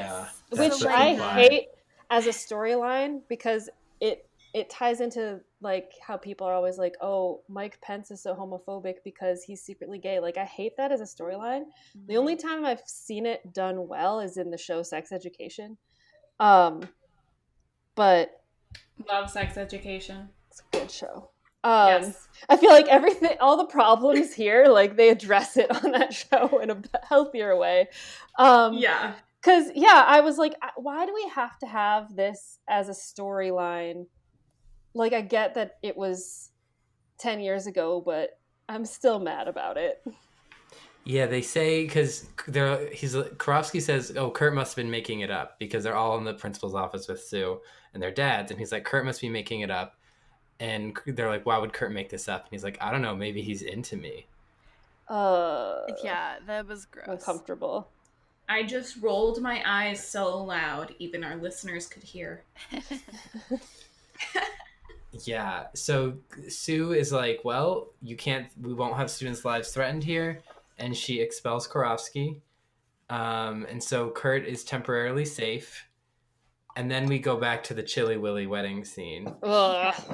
I hate Her that dress line. is really good, though. I liked her dress. A lot of those Wait, dresses whose? are cute. Santana's.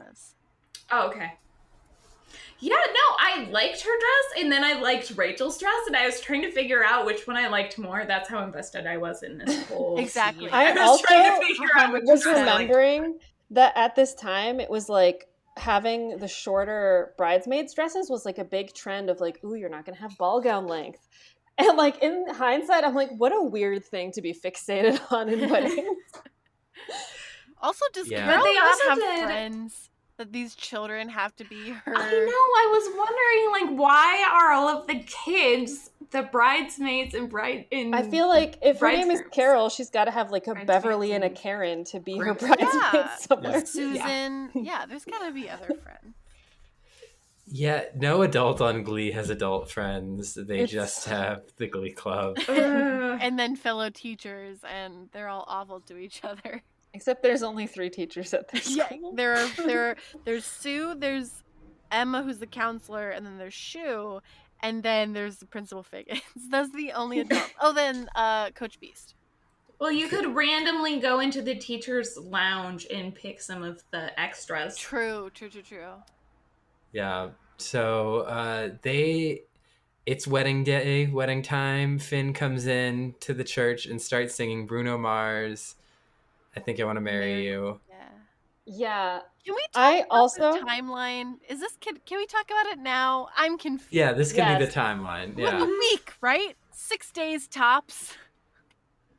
I think Kurt's life goal, or his perfect calling, is wedding planning. If he can set this up in a week, wow, he's got it made. It makes me think of in Father of the Bride, like the Steve Martin movie, where Martin Short is the wedding planner and he's ridiculous. Like, I feel like that could be Kurt's future. Yeah, this was a week to put together a pretty nice wedding. Pretty nice. It was like, How do they secure the venue? Top-notch. Like, I don't Also, understand. this church, though, I was like, I feel like I've been in this church. It felt very yeah. accurate. no, yeah, I've definitely been in that church before. My other comment about the song and like the wedding procession of them like dancing in was, I remembered that like the dancey wedding processions was like a trend because they did it on The Office literally a year Yes. before this. I fact checked What? this. Oh I was my like, God. I feel like this What? happened very close in time, and then I looked and I was like, Jim and Pam wedding 2009. And then No! Guys, I'm catching up in the office. I didn't know they got married. oh, I'm sorry, but that's also like kind of common knowledge because it's on the internet. Yeah. Yeah, but it's me. Hopefully she Sorry. forgets. Yeah. Have a couple more of those picklebacks. You'll be just fine. I've already had 2. I didn't realize I wasn't allowed to spoil other shows. You can't spoil anything. Chances are I haven't seen it. We spoiled the Joker on here. Yeah, but I saw the Joker. Yeah, so they dance in. It's a cute number. All the couples are together. It is cute. Kind of questionable for walking down the aisle because the song is actually literally saying that it's a dumb idea. Yeah. True. We're looking for something dumb to do. Okay, I also did not realize for the longest time that one of the lines in that song was this dancing juice. Yeah. Yep, that's a line. Is that it? Yep. Just Yeah. that's the line. Yeah, no. I don't know how I felt about it. I don't think I liked it. It was fine. Bert and Whatever. Carol were adorable. Oh my I god. wrote Yeah. down that Bert looks like Daddy Warbucks.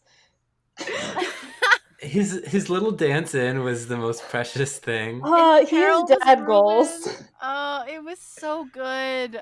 I loved everything with Bert and Cute. Carol. Yes. I did not like Carol's dress. Nope, it I'm wasn't gonna good. say it. Really? Not good for dancing. Not good for Definitely. dancing. I thought it Also- was okay. I don't didn't know like if it. we're getting ahead, I'm also but not a fan of Mermaid. But Oh, okay. I was gonna Valid. say I didn't like her wedding vows. So they do their wedding vows, and their wedding vows are about their children. Yeah, because the Um, show's Again, about the children. Finn got called out in the wedding vows. I laughed so hard. I was like, poor Yeah. He Finn. did. Also, Yeah. He's just getting pummeled up. They're this just like, episode. Kurt is a beautiful angel who's Finn, perfect you and didn't deserves want everything. this to happen, but I'm glad you came around to it. Although I don't remember what it was about Bert's wedding vows, and maybe it's like his like slightly Chicago Midwestern accent, but like when he was talking, I was like, I'm getting a little like misty eyed. This is so pure. Oh, definitely. Tears right to the eyes. I was not expecting it. And it happened throughout the whole segment, their whole vows. I don't know Also, when why. the priest popped in, I was like, I know he's not Father Bra, but I want him to be Father Bra from Crazy Ex-Girlfriend. Yes. That priest is so glad that he got paid for this because he didn't have to say a damn word. He had his like, sentences finished. Why am I him. here? Kurt was like, don't do a prayer. No one cares about that. None of us are religious. It's fine. I also was going to say, oh, go ahead, Cullen. Because there's a joke, I think we forgot to mention this in the religion episode, where they're like, Brittany's like, when I pray, I fall asleep. Oh, which yeah. cracks me up because I'm very religious, but when I pray, I often fall asleep. And But so your then he's guardian there. angel finishes it for you. That's like Yes, that's what Mom always said. Aw. Yeah. But then so then when he's starting to talk, they cut to Brittany and she's about to fall asleep. It was really funny. I also, two things about Carol's vows is she said that Bert saved her, and I was like, what does she need saving from? Is it just because she's a woman? And then she also said that because of Kurt, she's not just getting a son, she's getting a friend. And I was like, yeah, because all straight women just want a gay best friend. Yeah, and I'm upset. I thought that too. Yeah, the thing about like the saving, we don't see enough of Carol and Bert together to understand sort of like the emotional relationship that developed. But like Carol seemed pretty self-sufficient, but like she was obviously, like she said, that she was struggling emotionally. So I guess maybe that's where it was coming from, but also like we don't see enough of them for that to play out being like, oh yeah, like I understand that. Now it's just like, oh, okay, he saved you. Okay, that's cool. Yeah. Also, I feel like the theme of the wedding is Pinterest pumpkin spice latte because it was very fall. Very like all Pinterest. of the basic fall colors, but like in a good way. Oh my goodness. I have been to a fall wedding that was just like that. And let me tell you, it was gorgeous. Absolutely gorgeous. Oh my gosh. Except for one thing that they had different, in which I would recommend if you ever have a fall wedding, do this because it made so much more of a difference. They had these mushrooms everywhere. Mushrooms. Okay. Can you believe that? Crazy. Never would have thought that at a wedding. Like in the floral arrangements? Yeah. Oh, Okay, not just like laying All of the around. difference. Okay. In the floral arrangements. Got it. At first, I was picturing like Super Mario mushrooms, and I was like, You can right. size up. Our wedding theme is Toad. I'm the best. yes, that's what they say. Like, Patio. because like everyone apparently really likes fall, and I don't know if you've ever thought about this, Cullen, because our parents got married in the fall, just because like that's happened to when they got married. But I feel like now everyone's like, oh my gosh, a fall wedding, A like fall wedding. such It's so romantic. Yeah, and I'm like, when did this become a thing? Pinterest. I love fall. I don't know if I'd like a fall wedding. I would prefer a fall wedding. November, or maybe like Halloween time, late October, early November. Yeah, I guess it depends on if you're doing like if you want it outside or what. I always thought a winter wedding would be really pretty, but you'd have to do like, and this is impossible to predict a day where everything is covered in glittery white snow. Yeah. Yeah. Because you might just get brown sludge. Yes, exactly. Yeah. So then after the vows, it cuts into the first dance with Mr. Shu singing Sway. Gross. I'm upset by everything he did during that song. He was touching the mic inappropriately. No. Okay, you guys. Hot take on Mr. Shu right now. Uh-oh. I don't feel prepared. Go ahead. Mr. Shu's calling in life, his vocation, is to become a wedding singer. Honestly, I think you're right. This is the only time where I was like, Mr. Shu. Because I guess that makes sense, because he wants to be showboaty. And he can be like somewhat sexual because it's a wedding and you know what the bride and groom are gonna do. Like, No. but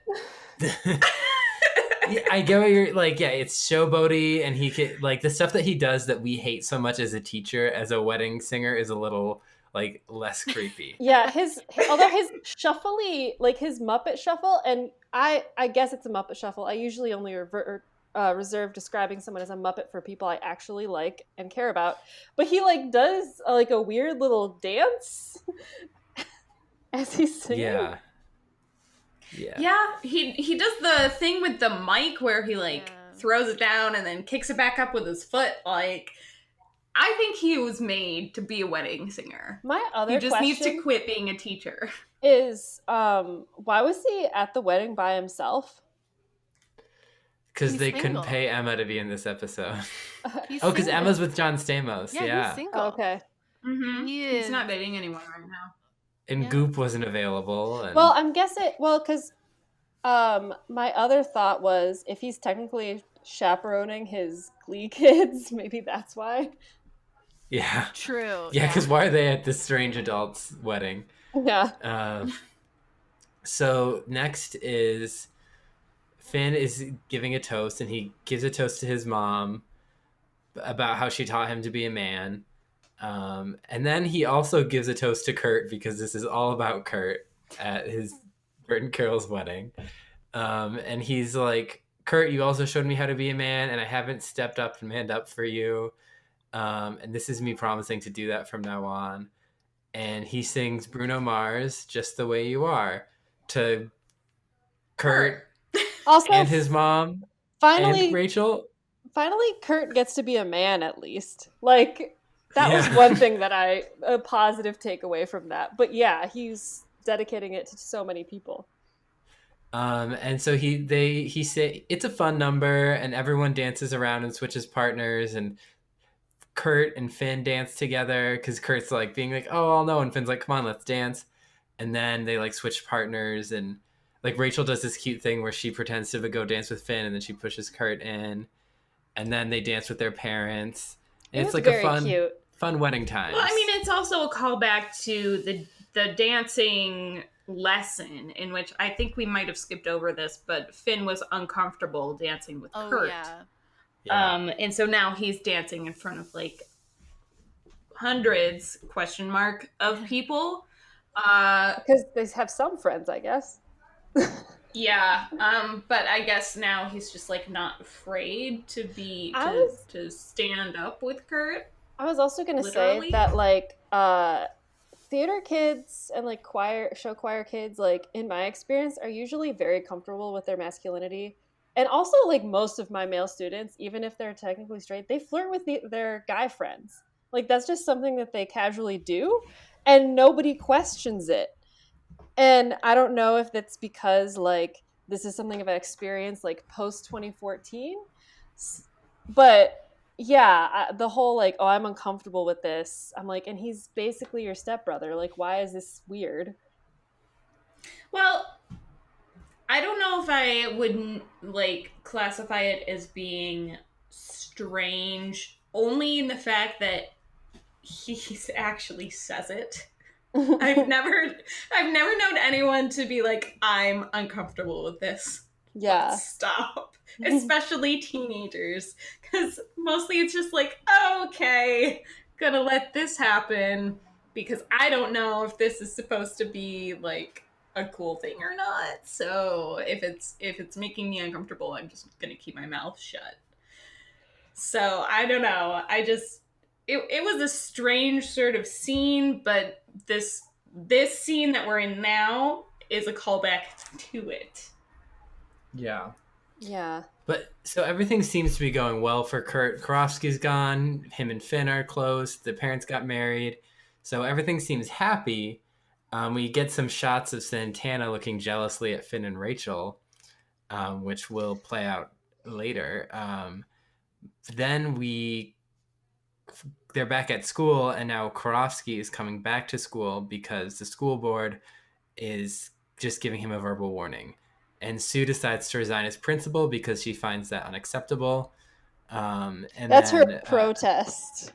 Yeah, her protest is resigning, and then Principal Figgy Fig will be back, and Bert and Carol, in order to decide that they will use their honeymoon savings for Kurt to go to Dalton, where they have a zero bullying policy. So Kurt announces this, and everyone is like, Kurt, and Finn's like, why don't you tell me? And Kurt's like, there's nothing to be done. I'm leaving, and Mercedes is all upset, and Rachel's like, does this mean you'll be competing against us at sectionals? And so Kurt is now leaving McKinley, even though he loves them all. And Also, why does no one ever tell Finn anything at home? Only at school. Yeah. Yeah. Well, to be fair to both Finn and Kurt, I'm pretty sure Kurt made that decision that day, and so could not have told Finn Ahead of time. No, yeah. Did we talk about how they mentioned the couple names at the wedding? Oh, my I God. blocked that out. So Finn's like, he calls them nicknames too. so he was like, yeah, we had like couple of nicknames. We're Finchel. And then when Puck and Rachel dated, they were Puckleberry. I was like, that seems odd. And he's like, you and me, Kurt, we're Furt. And I was like, I hate that.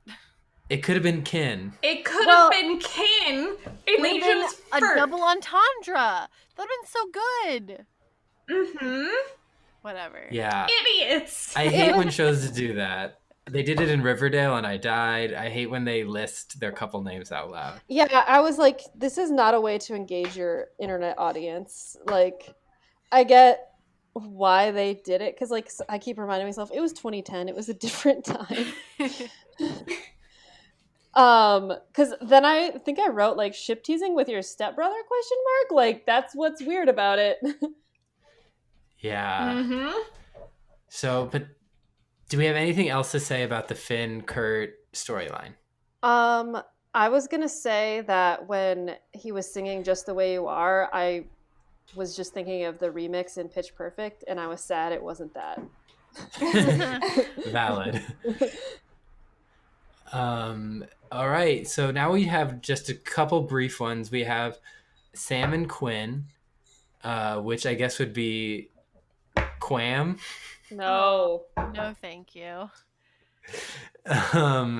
What? Sam and Quinn. Sam and Sin. Sin. Sin. They're both Sin. awful. Hopefully they don't last long. I don't know. Like either of those names. I like Quinn. Oh, Maybe- we yeah. we don't like the name couple names. We like Quinn though. Yeah, Okay. she's a good person. Yeah, this Yeah. is a pro Quinn for break podcast. I was gonna say that like one of my comments on like her and Sam is no one deserves Quinn. True. True. No one at this school Yeah, really does. very true. Yeah. So Sam asks Quinn to be his girlfriend by offering her a promise ring and saying he's like, I won't pressure you or anything.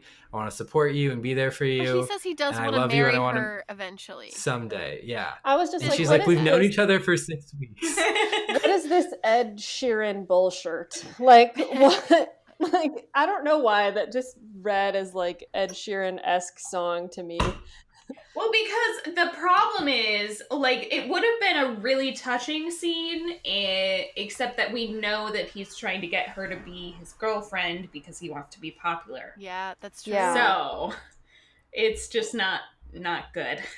Also, like everything he described of being like, I just like will be there for you and all that. This stuff is out. I was like, that's just like things that a friend should do Yeah. or a boyfriend. So like, Mm-hmm. why? But it was trying to be like Quinn's like Christian girl fantasy with the promise ring. Because that's when promise rings were also pretty big around this time. Yeah. Yeah, I remember people having promise rings.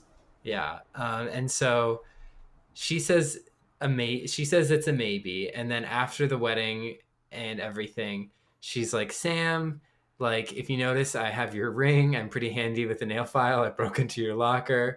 Casual. Casual. And I'm like, there's so much that we could do with this skill that Quinn has. I don't know if you can break into a locker with a nail file, though. Yeah. If she's got It like one of depends those on what- little metal ones. That's what I assumed she had because I'm like, this is Quinn. She's got definitely some like tools to use. I mean, it depends on the lock though, because you have to have different tools for different locks.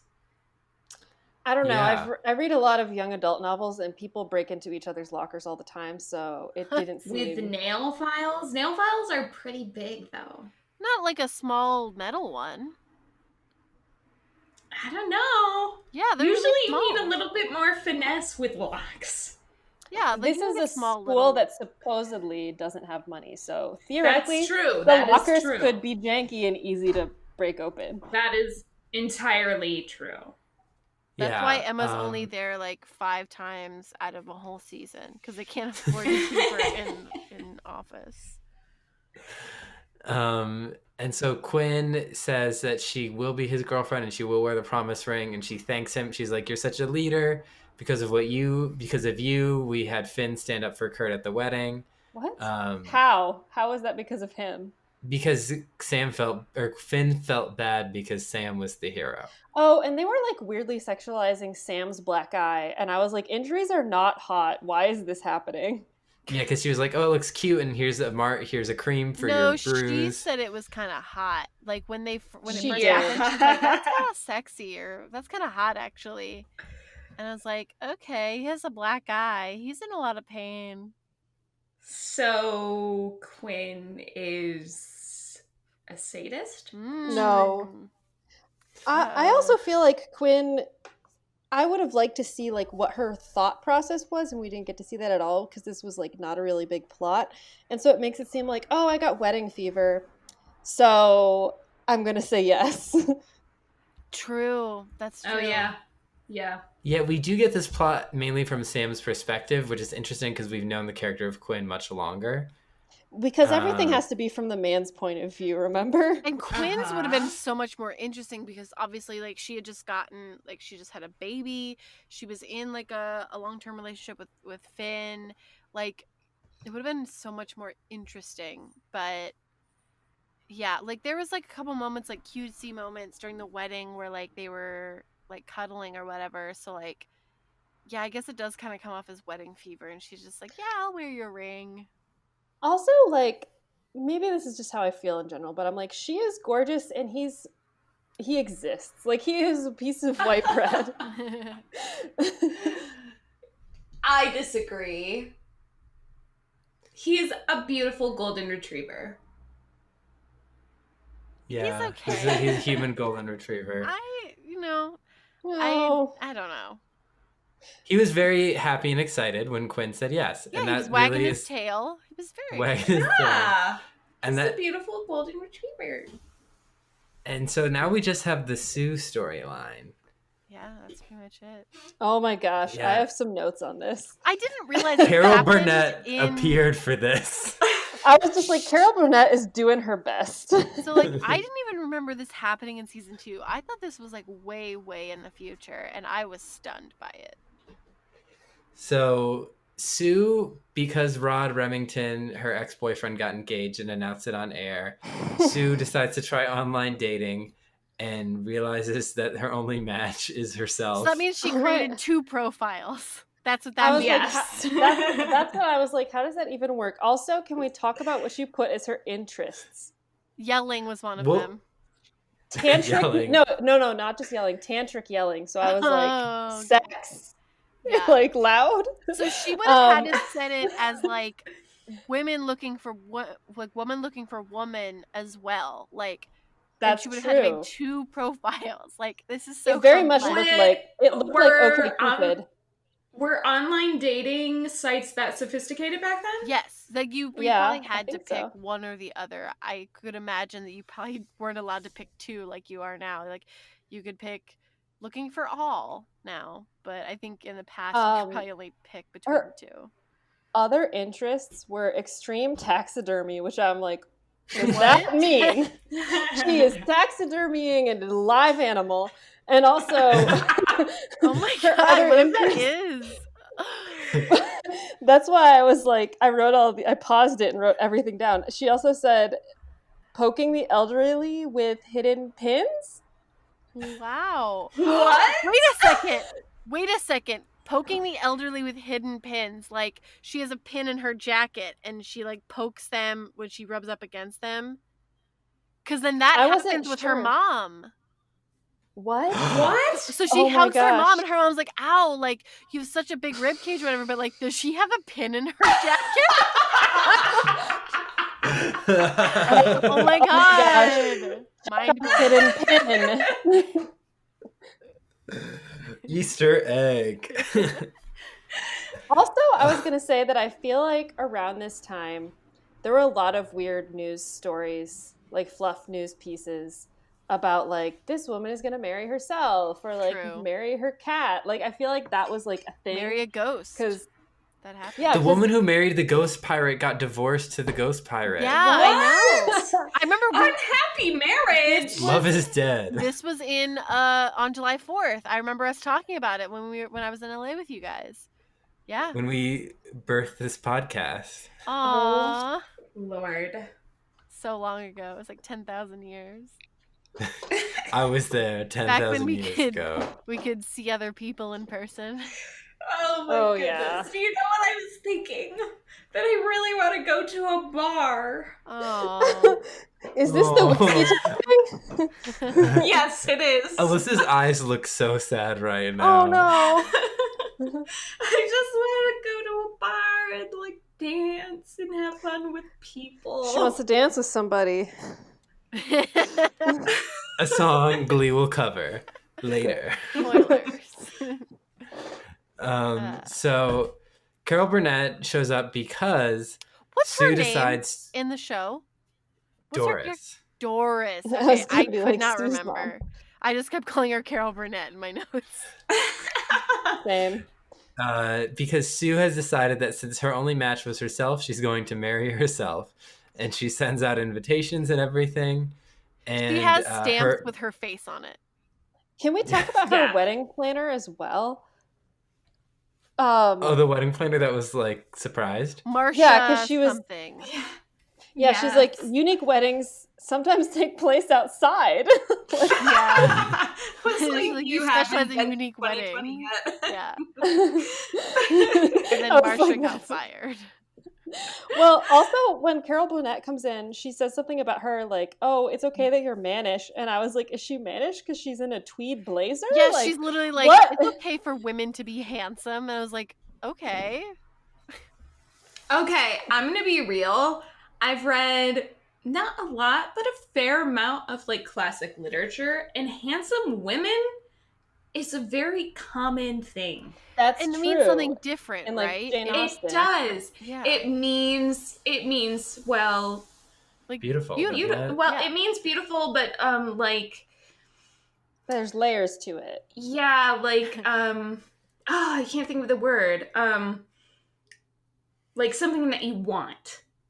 Yeah, because I feel like in like Pride and Prejudice and stuff, they're like, oh, she's a handsome woman, like about people who are like a good person and like well accomplished and like have a nice personality, and so like that's apparent in their physical appearance. And that's apparent with Marcia of Unique Weddings. Marcia is equipped to handle unique weddings, except for when they are one person to the same person.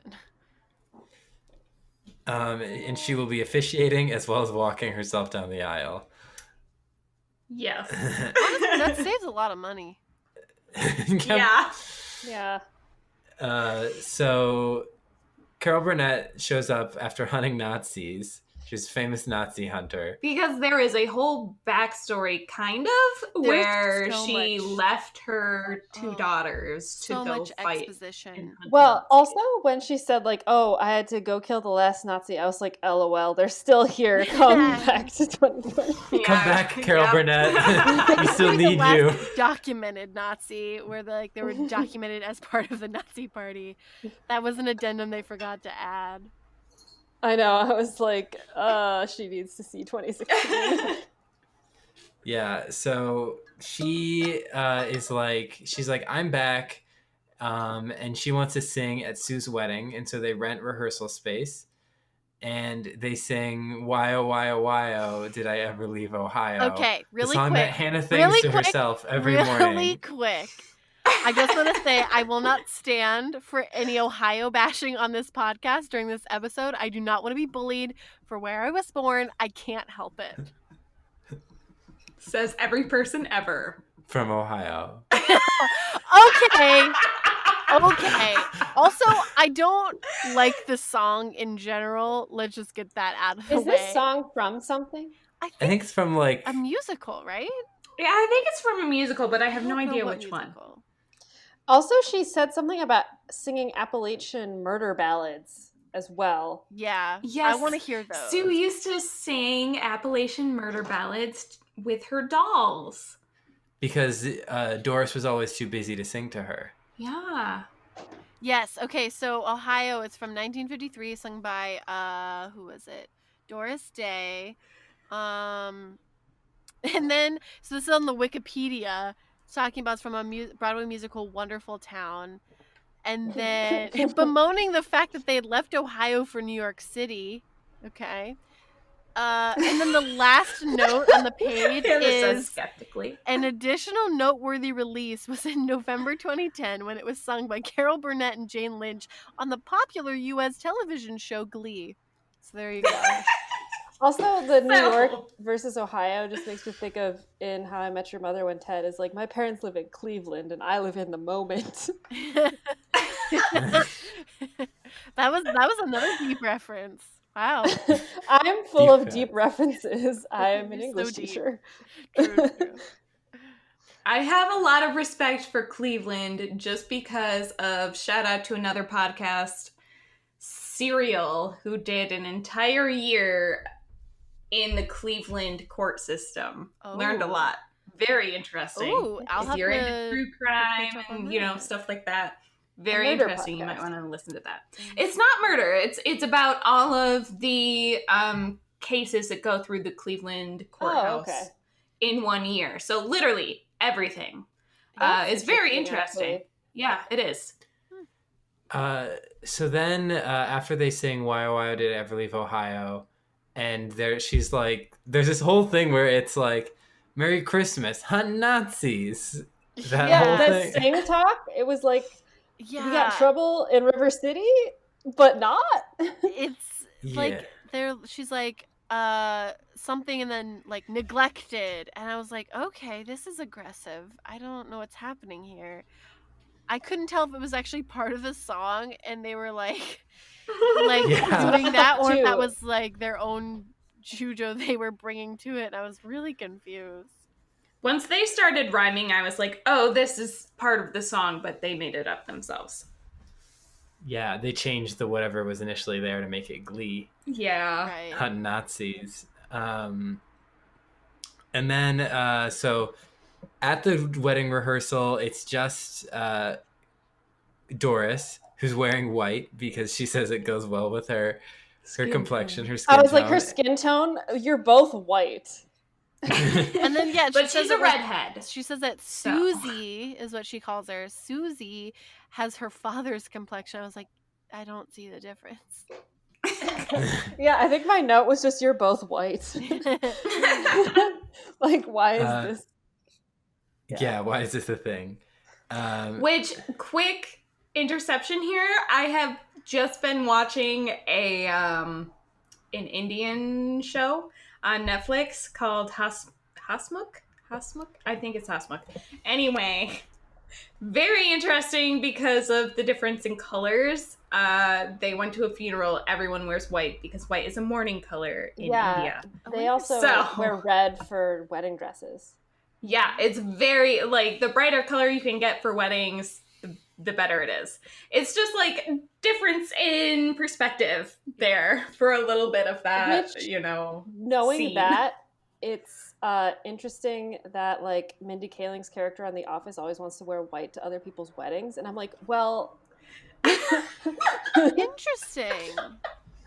Yeah. Oh my goodness! That's something to unpack there. Yeah. That's a lot. Considering Mindy Kaling is also a writer on the show, it's Yeah. very clearly purposeful. Yeah.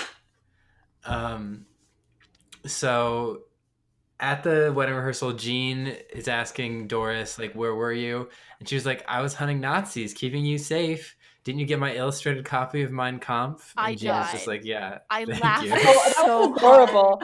Also, I was like, I would like to see a graphic novel version. Same. I was like, what is this? Are these like crappy illustrations that Hitler did himself? Like, what is this? Because there are like graphic novel versions of classics. Mhm. The one for Frankenstein that is available on the internet for my students, he's got Frankenstein's monster has a 6-pack and like flowing Fabio hair, and What? I have to it's read that. insane. If you Google That's Frankenstein perfect. graphic novel, it's the first one that comes up. All right, I'm doing it. Not right now, but I will. Yeah, and so Sue shows up to rehearse the wedding in her tracksuit wedding dress, Wait, it's not which a she was looks amazing. great in. It's not a rehearsal. It's the actual wedding. I thought it was the rehearsal. it's the rehearsal. Are you What? sure? Because she uninvites Doris. It's the rehearsal. She uninvites Doris to the wedding. I thought that Yeah, was I like thought where that they was were. the wedding. That I think No, that was no. the actual No, because- wedding.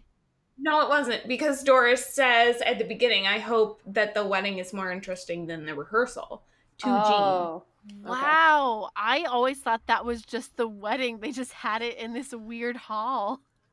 That's what Jean. I thought No, too. it's the rehearsal. Oh my god, that's worse. Like they practiced this charade and then they were gonna do it for real. That's bananas. Didn't you wonder why no one was there? No. I was just like, yeah, Sue's getting married with her sister and her mom there, and then this weird piano lady. She because sent out has- a bunch of invitations. I don't know. I feel like, yeah, I bought it. That's the real wedding. Wow. I do love her dress, though. I commented as we were watching. Oh my gosh, I love her dress. She looks great. It's a gorgeous dress. I loved it. But you didn't like Carol's dress and like her Nope. real wedding. Interesting. No, but I mean, it's all about the silhouette. Okay. I really don't like mermaid silhouettes, and I much prefer the other one, but I don't know what it's called. That wasn't really an A-line. It was more like a trumpet, I guess. No, it wasn't a trumpet. It's more like an A-line. No. Because it came out. A-line or princess, maybe? Yeah, maybe. Is it a Well, it princess? wasn't as ball gowny. Yeah, that's true. It did kind of flare out, though. But I like the material and the silhouette. Not sure about the color, but... So Doris is critiquing the wedding because she's like, when do I get to sing? This is a charade. And Sue is like, you're a bully, mother. You always have been. I can't remember a conversation that didn't make me feel worse about myself. And she asks Doris to leave. She uninvites her to the wedding. And she says, I wanted a special moment with my girls. And she's like, we had plenty of special moments. You just weren't here for them. Me and Jean are a family. And that's kind of the button on that storyline. Yeah. Yeah. And then Jean says, I think you look beautiful. And she was right, because Sue did look beautiful in her dress. Yes. Any other Sue Sylvester marrying herself comments? Carol literally said, "This is insane," and I said, "I agree." Yes, it was very insane. Marrying yourself, questionable. But the cake looked delicious. It did look really good. I'm hungry. Okay. We- I think we should wrap this up so Alyssa can eat. I've had 3 shots of Jameson and pickle juice. True. okay? Wait. So we're reaching the end of everything. Do you have any more final comments on Sue's wedding, Caitlin? No. Just that it was strange. And also, when I came back in the room, Waverly was sitting on my chair. That's Waverly, a podcat. Oh my Yes. god. Yes, we have We another need podcast. a picture to put the podcast on Insta. Oh, I'll send you a Yes. picture of both her and Tamsin, because towards the beginning, they were both lying on my hoodie and snuggling. Yay, podcasts. Yay. Love it. So, I think it is Tina time. Actually counted this episode 5 lines. Tina had 5 lines. Wow, good for her. I know. Doing her best. Mm-hmm. We gotta stand Tina. Yep. All right, and that leads into our favorite and least favorite songs. Caitlin, what was your least favorite song this week? Ohio? Fair. Because it was just underwhelming. Hannah? I also noted that it came like 15 minutes into the episode. Same. Yeah, it was the first song. The first I'm song, we gonna were have 12 to- minutes and like 35 seconds in. Well, Yeah, I need noted a list of all the songs, 12 guys. 'cause minutes. I don't was like, remember them. wait, we haven't had a song yet. And then a couple minutes later it started. So yeah, like 15-ish minutes. But Were there only 3 songs? There was, Ohio. I think I want to marry you. There are 4. And Because Sway. And Oh, then Oh. I almost the other Just Bruno the Way You Mars Are. song. They definitely in this because episode proved that Bruno Mars really just like owned the market on romantic songs. they also In sound 2010. similar, because I had to differentiate in my head, like, wait, those were 2 different songs that happened. No, they do. Bruno Mars song sounds so very, very similar. Yeah. My least favorite song was also Ohio. I just like it was really boring and I didn't understand why it was happening, and it also doesn't seem like a good song. Yeah. Yeah, same for me. Ohio, not good. Not a fun Also, time. you have Carol Burnett, and that's the song you give her. Like, she had a better song when she was a guest star on Steven Universe. I'm actually gonna go with the second Bruno Mars song that I already forgot. Just the Way You Are. Yes, Just the Way You Are. Because I like the song, but I did not like the context. It was kind of weird to me that Finn was singing it to Kurt and his mom and his girlfriend all at the same time. I don't know. I wasn't a fan.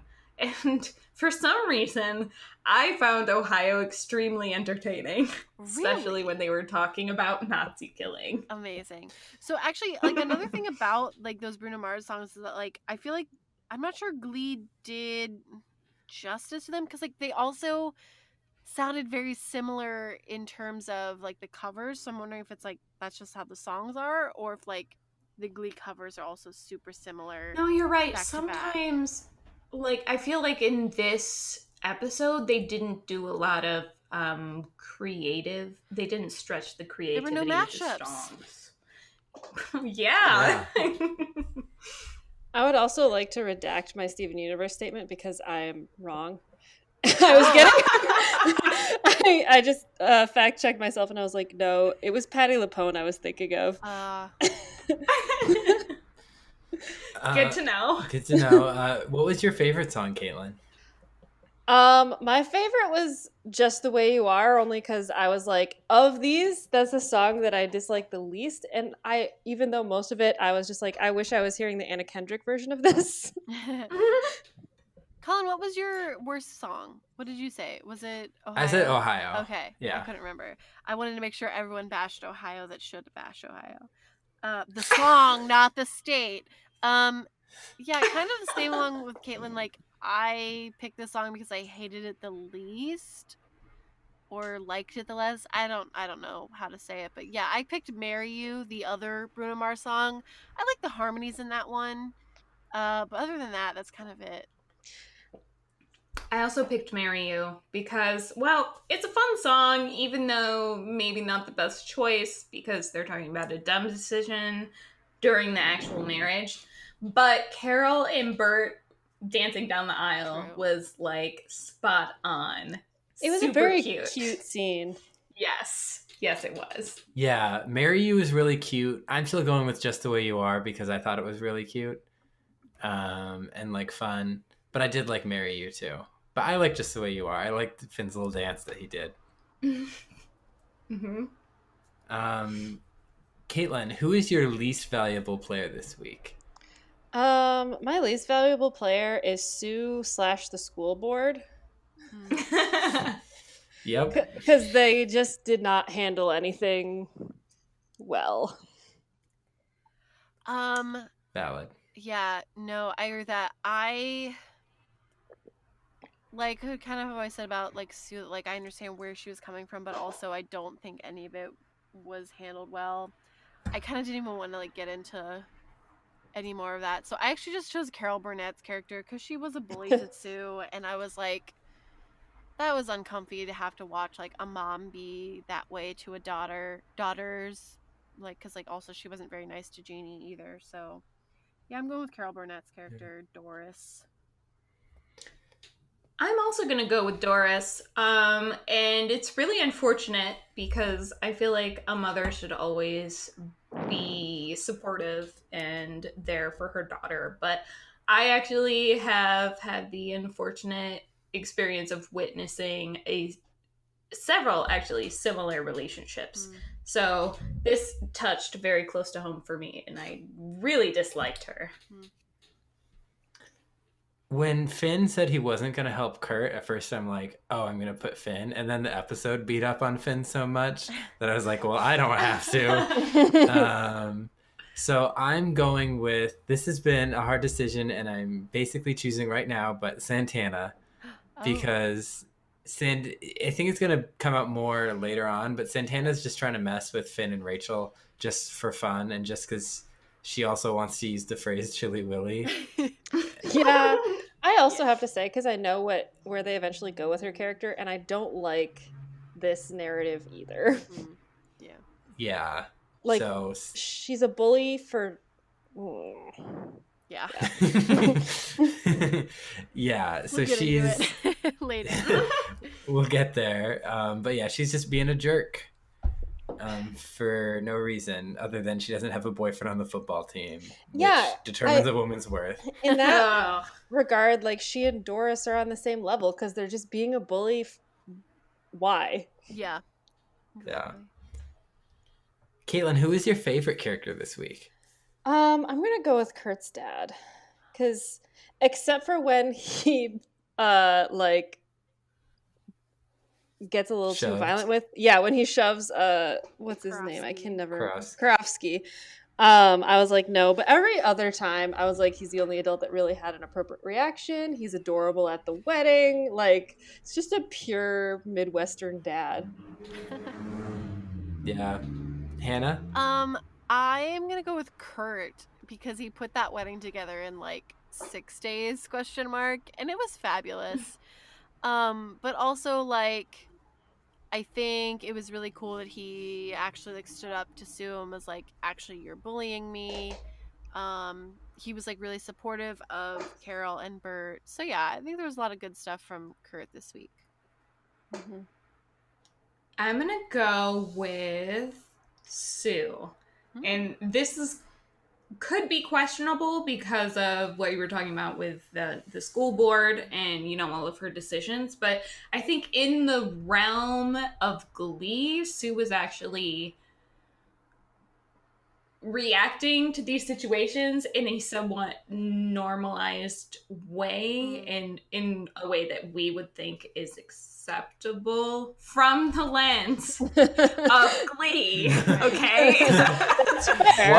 Watching Glee is like being in quarantine. My goodness. All your like perceptions of what is normal changes. But I mean, like, as soon as she found out that Karofsky had threatened Kurt's life, she expelled him. That was it. Yeah. All right, he was gone. And then she found out that she couldn't actually expel him and that she didn't have any power. So she decided to roam the halls and make sure that he wouldn't actually attack Kurt. And she had the weird courage to marry herself, which, like, props to her. Sure, whatever, do your thing. The fact that you sent out so many invitations makes me somewhat uncomfortable, but also congratulations, you know? And she stood up to her mom, which is a very difficult thing to do. So, a couple things. One, actually, Alyssa brought up a really good point about, like, in the meeting with Kurt and Karofsky. Another thing that Kurt did was he didn't out Karofsky. He kept that quiet when they were like, well, why was he threatening you? It's like, well, just because he didn't want me to tell that he was bullying me. So he kept that quiet. Another thing about like Sue marrying herself, Carrie Bradshaw technically did that in an episode of Sex and the City where she went to this house party and her shoes got stolen, her Manolo Blahniks, and the woman who owned the apartment was like, well, I'm not going to pay for them. And basically at the end of this episode, Carrie's like, you know what?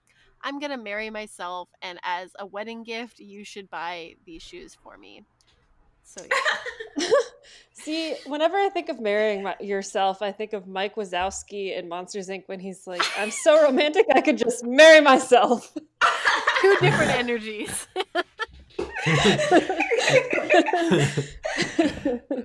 I'm going with my favorite character was Bert Hummel, Kurt's dad. It could just be solely on his dance down the aisle. Oh my gosh. It was so cute. And he loves his son, and he loves Carol, and he's a good dad. Good for him. Yay. Yay. So I would like to say, though, about Kurt's dad, if Heathers the musical had existed when Glee was on, Kurt's dad would be good to sing I Love My Dead Gay Son, except we don't want Kurt to be actually dead. But yeah, similar energies. Yeah. All right. So Caitlin, do you have any like social medias you'd like us to plug? Yes. So my cat's Instagram is Waverly and Tamsin. That's WAVERLY and ANDTAMSIN. My Instagram is The Artsy Writer. And then my Twitter handle is Strong Gay Arms. Yes. Which you can follow for like dad energy, pun content, and memes. That's what the world needs right now. Beautiful. Dead energy, pun content, and memes. Yes. Hannah, want to plug away our somies? Yeah, so we are on Instagram and Twitter at Gleeboot Pod, and then we're also on Tumblr, gleebootpodcast.tumblr.com. You can follow my YouTube at yaboy Ryan, YABOI Ryan. You can also follow my Instagram and TikTok at yaboyryan99. And you can follow my Instagram at a.m.swearingen, which is SWEARINGEN, just like swearing with an EN at the end. Nice. And I do like drawings and all sorts of weird. Yeah, you're drawing pictures your of my different D&D characters right now, right? Yes. Cool. Drawing NPCs of my D&D campaign because I need to keep drawing. So there you go. Yay. Open for commissions if you want some. Yeah, so that was this week on Gleeboot. Tune in next week for sectionals. Caitlin, thank you so much for coming on. I hope you had a good time. Yeah, this was a lot of fun. Thanks for having me. Yay, of course. Even though I had Yes. to be socially distant when we lived in the same city. Yes. Yeah, well. Yeah. Hopefully this is all over soon, I say with a lot of hope. Yes, a lot of hope. Fingers crossed. Yes. Fingers crossed. So thanks, guys. Looking forward to see you next week. Bye. All right. Bye. Bye. Bye.